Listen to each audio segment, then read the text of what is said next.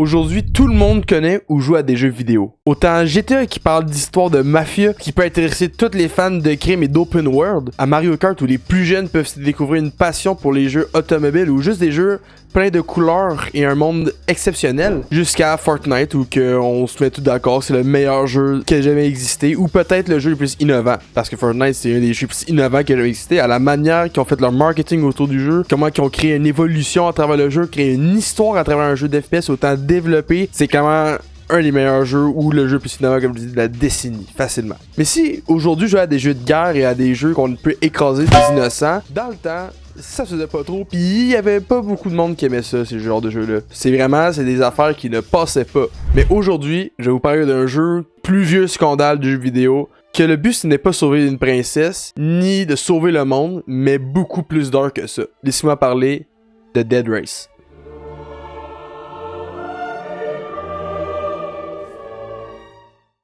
Dead Race, c'est un vieux jeu vidéo, mais genre pas juste vieux, très vieux. 1976. À ce moment-là, les plus gros constructeurs c'était Philips et Atari. La Nintendo ressemblait à ça, pis ta grand-mère grindait Gontran à la danse. Bon, la dernière info, c'était pas vrai, mais si ta grand-mère sort avec un Gontran, il y a peut-être des questions à se poser. Mais à ce moment-là, c'était pas tant les consoles de maison qui étaient en mode, c'était surtout les bornes d'arcade. Les bornes d'arcade étaient famous. Tout le monde jouait aux bornes d'arcade, puis tout le monde dépensait leur argent aux arcades. Donc, les propriétaires d'arcade devaient trouver les meilleures bornes où que les jeunes allaient dépenser le plus d'argent possible. Donc, ils devaient être attrayants, ils devaient être le fun. Et c'est à ce moment-là que Dead Race arrive. L'histoire commence avec une compagnie qui s'appelle XD. XD, c'est des développeurs de bornes d'arcade. Mais ils ont dû vendre leur précédent jeu pour faire un peu d'argent parce que économiquement, ça allait pas super bien dans la compagnie. Donc, XD doit développer un nouveau jeu qu'ils vont pouvoir vendre. XD, un jour, ils vont voir un certain OL Heavy et ils disent Big, j'ai besoin de moulaga, développe-moi un nouveau jeu, trouve-moi quelque chose. Donc, OL Heavy a comme mission de créer un nouveau jeu basé sur Destruction Derby, leur ancien jeu qui va être vendu temporairement en attendant leur prochain gros jeu. OL il fait ok, ben super, fait qu'il commence à jouer à Destruction Derby et en jouant à Destruction Derby, il fait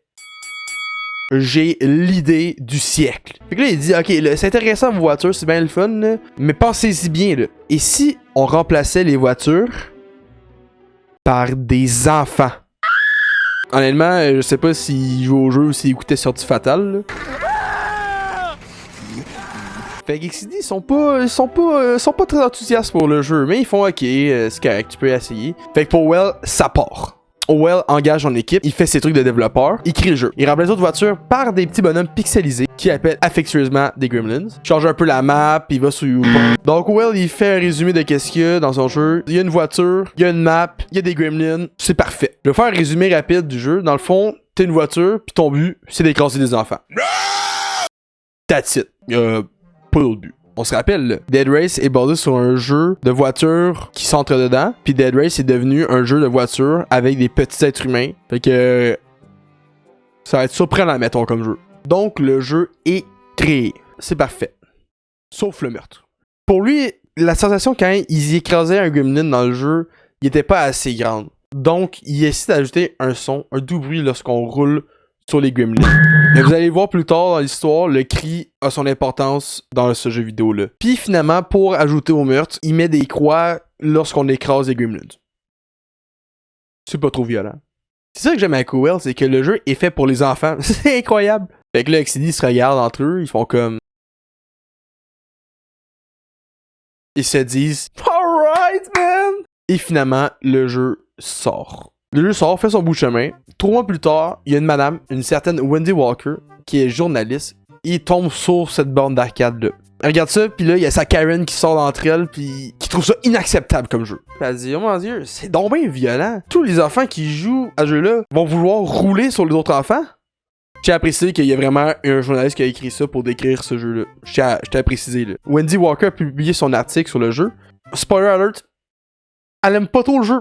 Finalement, l'article fait son bout de chemin, mais il y a personne qui lit, tombe dans l'oubli et Dead Race meurt un mois après parce que personne l'a acheté.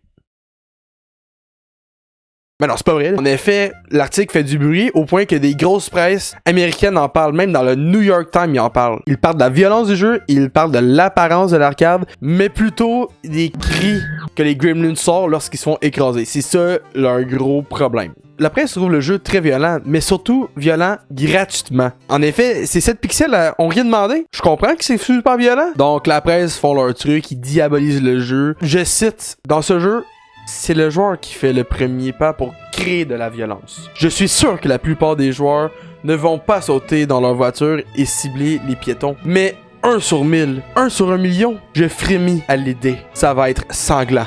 Mais là, je sais pas s'il décrit un film de Tarantino, mais que c'est dit, il se laisse pas faire. Il rappelle que ce sont des gremlins, ce sont pas des vrais enfants. Bon, ils crient comme des enfants qui sont en détresse, là, mais ta gueule, là. Mais les journalistes répondent, les croix, eux, ça représente des pierres tombales.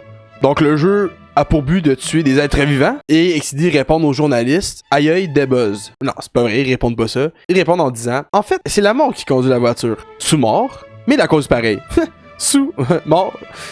Comme les enfants dans le jeu, ils ont pas dit ça exactement, mais en tout cas, ils disent que c'est la mort qui conduit la voiture et non le joueur. Donc, c'est pas vraiment le joueur qui tue les autres gremlins, c'est la mort qui tue les autres gremlins. Malgré tout, ça convainc pas les journalistes. Les journalistes, ils veulent qu'il n'y ait plus aucune borne d'arcade aux États-Unis de Dead Racing. Ronnie Lamb, présidente du Parent Teacher Association, crée même un mouvement contre le jeu. Puis ça marche. 0 point de mort. Le jeu, il se vend comme des petits pains chauds. Puis pas seulement aux États-Unis, mais à travers le monde entier. En Europe, aux Amériques, en Océanie, partout. Ils vendent ça partout. Ils vendent jusqu'à 3000 bornes d'arcade à travers le monde. C'est des bénéfices à 3 millions de dollars. Là. Je sais pas si on se rend compte, mais on parle d'une compagnie qui était sur le bord de la faillite au début de la même année. Là. Puis le jeu est classé 8e en 1976 et 7e en 1977 sur les jeux les plus vendus de l'année. Là. On parle d'un jeu qu'à la base, les Américains ne voulaient pas voir dans les bornes d'arcade. Le phénomène Death Race devient mondial.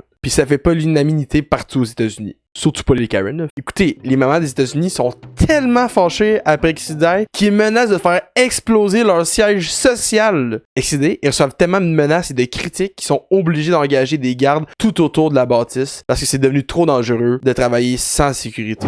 Mais rapidement, la poussière retombe. 2 ans après, plus personne parle de jeu. Puis c'est vrai, là, plus personne parle de jeu. En 1990, le jeu est porté sur Nintendo, mais ne fait pas non plus beaucoup de bruit. XCD, pour leur part, continue à faire des arcades jusqu'en 2015 quand ils se font racheter. Et l'histoire de Death Race finit dans les oubliettes, comme plein de jeux de l'époque. Voilà, c'était un des premiers gros scandales du jeu vidéo. N'oubliez pas de vous abonner puis de laisser un like si vous avez aimé la vidéo, laissez un commentaire. Au revoir.